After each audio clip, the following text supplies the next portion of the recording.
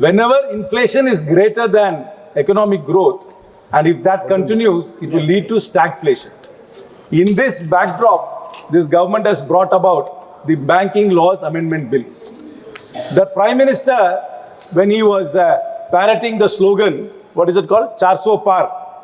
He held a cabinet meeting in March where he said when he comes back to power, he will have a 100-day agenda where they will bring about majestic reforms. I'm sorry to say, sir, if these are the reforms which the government talks about, this is hardly majestic. This is merely tinkering on the margins and are innocuous changes which they have brought about. I will talk about one or two changes they have brought about and what they have missed out in this bill. They have said now that you can nominate people successively or simultaneously for bank lockers and for deposits. I hope they clarify the rules clearly. If there is a certain amount of jewelry in a bank deposit, and they say simultaneously it will be given to many people, they must specify, the person who is opening the locker must clearly specify which jewel will go to which person. Otherwise, what will happen is, if there is no clarity, the bank will say there is no clarity and will confiscate or not give the jewelry to anybody. It will lead to lots of confusion. And in successive nomination, what will happen is, if A nominates B, and after B it is X, Y, and Z, for some reason A passes away, and then B also passes away, it is very likely the bank will ask Mr. X to bring the death certificate of B and Mr. A. He might not even know B. So there can be lots of administrative confusion in these successive and simultaneous nominations, and the government and hopefully the minister will clarify the procedure in which successive and simultaneous nominations will be done. The other point is that, sir, they said unclaimed dividends will be sent to the Investor Education Protection Fund.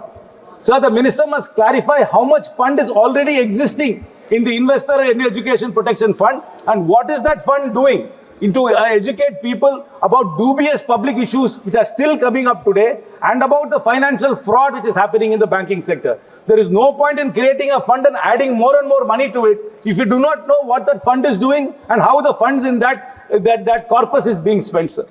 Sir, most importantly, this bill has missed out on many things. They could have brought about some monumental change in ease of doing business. Sir, as you know, there is so much cyber fraud happening. What is the government doing to stop cyber fraud? The government must bring about a clear policy to stop cyber fraud. Sir, the tyranny of KYC is happening. I'm sure, sir, you also have a bank account which is linked to some phone number. I'm sure they are calling you all the time and asking you to update KYC. I think we should stop this tyranny of KYC. When there is nothing changed, your name is not changed, your parents' name has not changed, your address is not changed, nothing has changed, but the bank is calling you millions of times in a year, asking you to update your KYC, and it's a serious harassment.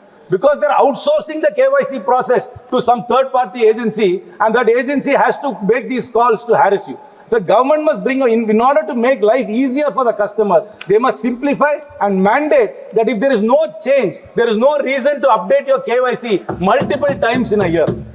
Sir, another thing, sir.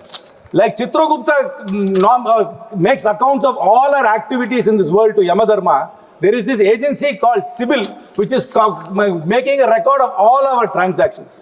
If you want to take a car loan, if the finance minister of this country wants to take a house loan, everything depends on the CIBIL score. But nobody knows how this CIBIL organization works. It's actually a private company. It's a company called TransUnion. This is the company which is rating every one of us our credit based on our credit history. But we do not know whether they are updating our credit history properly.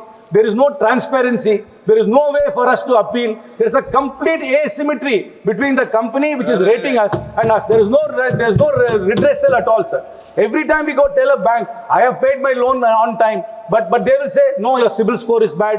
When we say we do not know how to approach CIBIL, it's fair for farmers, while they get a subsidy from the government, when they use the subsidy to repay the loan, CIBIL does not update it. If you go for a settlement with an ARC, CIBIL does not update it. So there must be greater transparency. The government has missed out an opportunity to make life easier by reforming these things instead of just tinkering in the margins. Sir, this government has been a government which has been very pro-corporate. I will give you list out a list of companies, sir. Please. Karaikal Port Private Limited. Please. Korba West Power, SR Power MP, Radius Estates and Developer, Digiport, Aditya Estates. These are all distressed sale of assets which went to a corporate, sir. Instead of focusing on corporates, this government should focus on writing off the student loans, which is only 90,000 crores. They could have easily written off the student loan instead of giving haircuts to corporates and being for-profit. Sir, this bill is nothing majestic. It's an innocuous bill. It does nothing to make life easier. It is completely anti-consumer and anti-middle class. This bill must be withdrawn and a reformist bill must be brought forward. Thank you very much, sir.